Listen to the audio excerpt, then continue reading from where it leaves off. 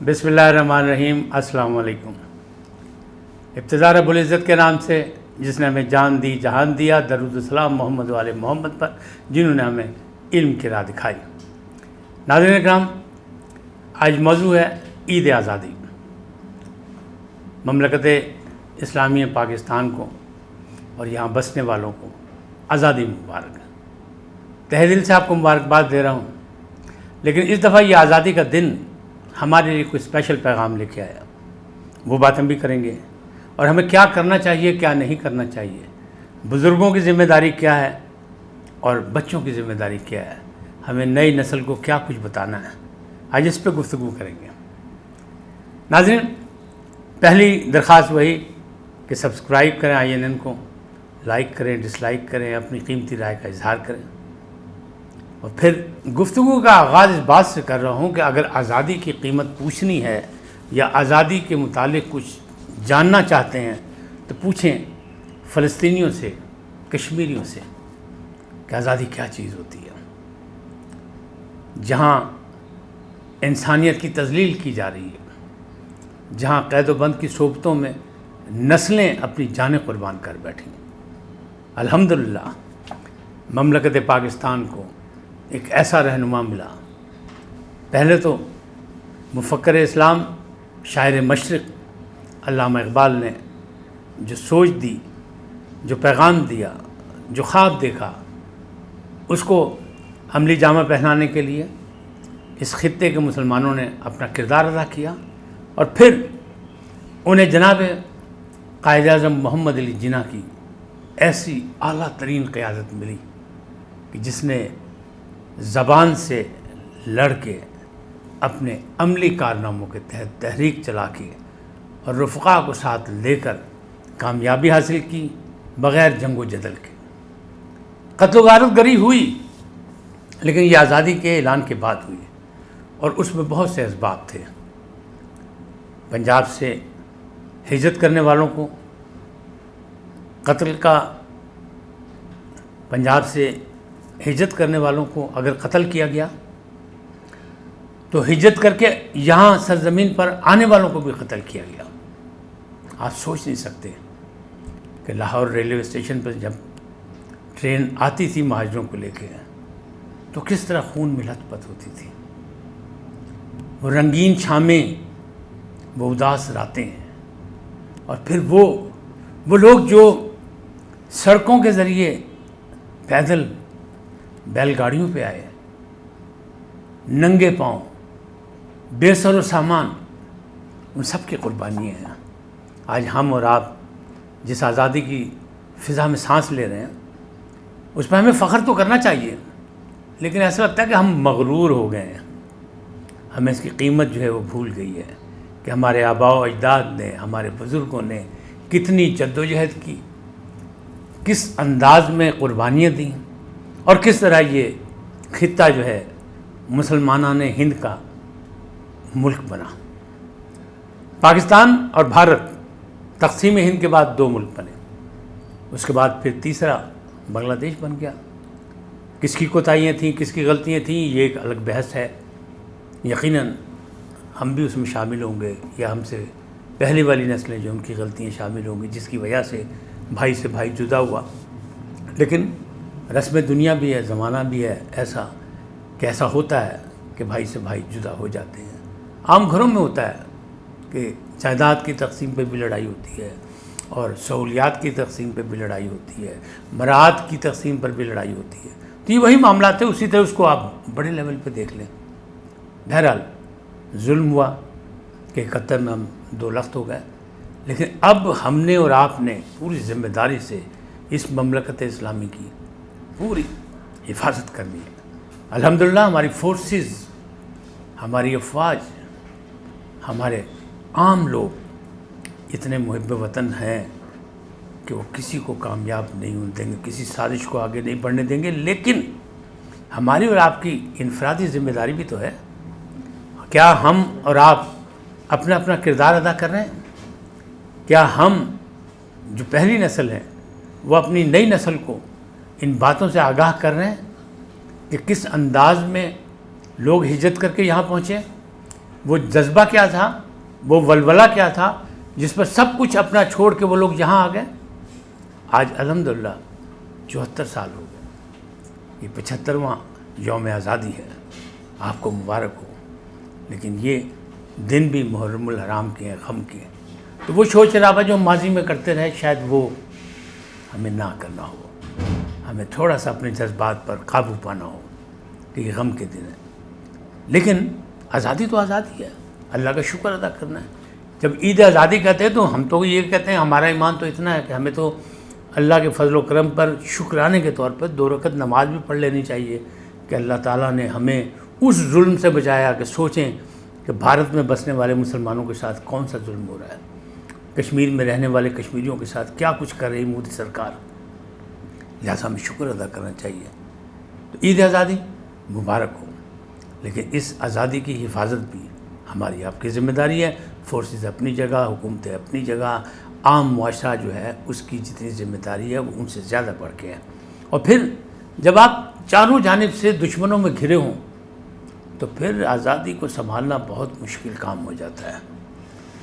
کسی دشمن کی میلی نظر ہماری طرف آنکھ اٹھا کے دیکھ نہیں سکتی، اس لیے کہ ہمارے پاس ایسی افواج موجود ہے، ہمارے پاس ایسے جوان موجود ہیں جو آنکھیں نکال لیں گے. لیکن ہم نے اور آپ نے بھی تو ذمہ داری کرنی ہے. آج میں دیکھ رہا تھا کہ وزیر اعلیٰ پنجاب نے خاص طور پہ پیغام دیا کہ 1 ویلنگ والوں کو پکڑا جائے، بلا امتیاز ان کے خلاف کارروائی کی جائے. یہ حکومت کا ایک اچھا اقدام ہے، اس لیے کہ ہماری نئی نسل جو ہمارا کل ہے کیا وہ 1 ویلنگ میں ضائع ہو جائے؟ کیا ان کی جانیں اتنی سستی ہیں؟ نہیں. یہ کوئی آزادی منانے کا طریقہ نہیں ہے. آزادی منانے کا طریقہ یہ کہ ہم نے ملک و ملت کے لیے کیا کیا، ہم ایک دوسرے کے لیے آسانیاں پیدا کر رہے ہیں کہ نہیں کر رہے ہیں. آزادی تو اس بات کا ہے کہ اگر کوئی دوست بھائی ہم سے نیچا ہے تو ہم اسے اونچا کرنے کی کوشش کریں، ہم اسے اپ گریڈ کریں، ہم اس کی مدد کریں، ہم اس کے لیے آسانیاں پیدا کریں. لیکن کیا ہم یہ کر رہے ہیں؟ نہیں کر رہے ہیں. تو خامی کہاں ہے؟ ہمیں ڈھونڈنا ہوگا، ہمیں اور آپ کو. تو قومی نظریہ یہ تھا کہ ہم ان کے ساتھ نہیں رہ سکتے. ہندوؤں کا رہنا اٹھنا بیٹھنا الگ انداز میں ہے، ہماری تہذیب و تمدن اور ہے. تو پھر ہمیں ثابت بھی تو کرنا ہے ہم ان سے مختلف ہیں. اگر ہم یہ کہیں کہ وہاں بھی یہ ہوتا ہے یہاں یہ ہو گیا تو کیا ہوا؟ نہیں. ابھی آپ نے دیکھا چند دن پہلے رحیم یار خان بھونگ کے پاس جو ہے بھونگ گاؤں کے پاس ایک واقعہ ہوا مندر کا. تو پورے پاکستان میں احتجاج کیا. کس نے کیا؟ مسلمانوں نے بھی کیا کہ کسی کی مذہبی عبادت گاہ کو نقصان نہیں پہنچانا چاہیے. کسی کی کیا جرت؟ قائد اعظم محمد علی جناح نے بھی کہا تھا کہ یہاں سب برابر کے ہوں گے، مساوی ہوگا، اقلیتوں کو ان کا حق ملے گا، یہاں ہر ایک کو اسی انداز میں رکھا جائے گا جس طرح پاکستانی ہوگا. کیونکہ پہلے یہ پاکستانی ہے، اس کے بعد ہندو مسلمان یا کچھ اور ہے. یہ ٹھیک ہے اکثریت نہیں ہے ان کی، اکثریت مسلمانوں کی ہے. لیکن اکثریت کا مطلب یہ نہیں ہے کہ آپ اقلیت کو دبا دیں جس طرح بھارت میں ہو رہا ہے، ہمارے ہمسائے ملک میں ہو رہا ہے. یہاں اقلیتوں کی بھی اسی طرح عزت کی جائے. الحمدللہ ہمارے یہاں سب مل کے رہ رہے ہیں، بیٹھ رہے ہیں، سب کچھ کر رہے ہیں. لیکن ہماری صفوں میں بھی چند کالی بھیڑیں ہیں جو اکا دکا واقعات ہو جاتے ہیں.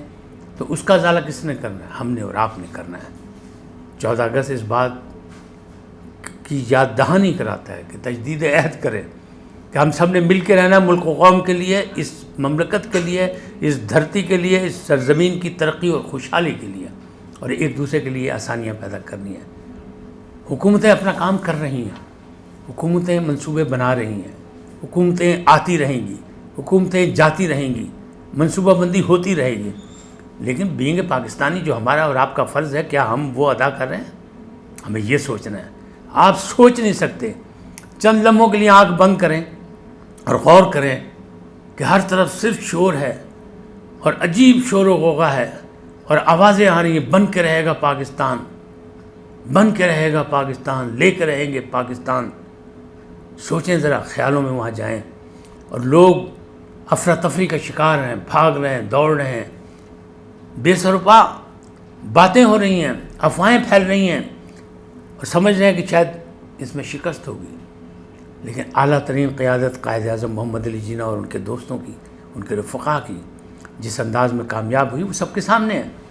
آنکھیں بند کر کے سوچیں یہ کہ جس وقت 14 اگست کی رات یعنی 13 کی شب ریڈیو پاکستان لاہور کا اعلان کیا ہوگا کہ یہ ریڈیو پاکستان ہے، یا یہ کہا ہوگا مصطفیٰ علی حمدانی نے یہ ریڈیو پاکستان لاہور ہے، تو آپ اس خوشی کا اندازہ لگا سکتے ہیں؟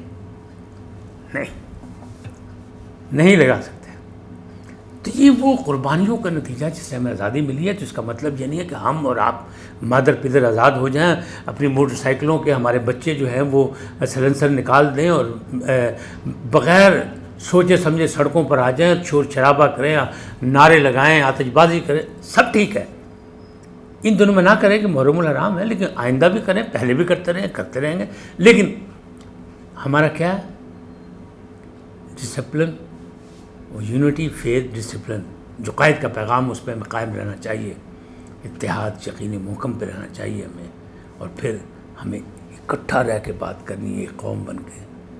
تو ہم قوم جب ہی بنیں گے جب ہم ایک دوسرے کے ساتھ خیال رکھیں گے، جب ہم ایک دوسرے کے لیے آسانیاں پیدا کریں گے، جب ہمیں دھرتی کا دکھ ہوگا، جب ہمیں یہ یاد رہے گا کہ ہمارے بڑوں نے، ہمارے بزرگوں نے کس انداز میں قربانیاں دی، کیا کچھ چھوڑ کے آئے، کتنے لوگ مارے گئے، کتنے لوگ یہاں پہنچے، کبھی ان قافلوں کی تصویریں دکھائیں، ہمارے بچوں کو وہ چیزیں دکھائیں جو میری عمر کے لوگوں کا فرض بنتا ہے کہ وہ اپنی نئی نسل کو یہ چیزیں دکھائیں، چاہے وہ میوزیم میں ہیں، چاہے وہ شاہی قلعے میں ہیں، چاہے وہ کسی گیلری میں، آرٹ گیلری میں، تو ان کو دکھائیں، انہیں بتائیں کہ دیکھو ہمارا ماضی یہ تھا، ہم نے یہاں سے ابتدا کی اور ہم نے یہاں تک ترقی کی کہ ہم اسلامی دنیا کی پہلی ایٹمی طاقت بن گئے، بے سر و سامانی میں، وسائل نہیں تھے، مسائل میں، پاکستان مسائلستان بنا ہوا تھا، ہم ترقی پذیر ہیں لیکن ہم ترقی یافتہ ملکوں سے مقابلہ کر رہے ہیں،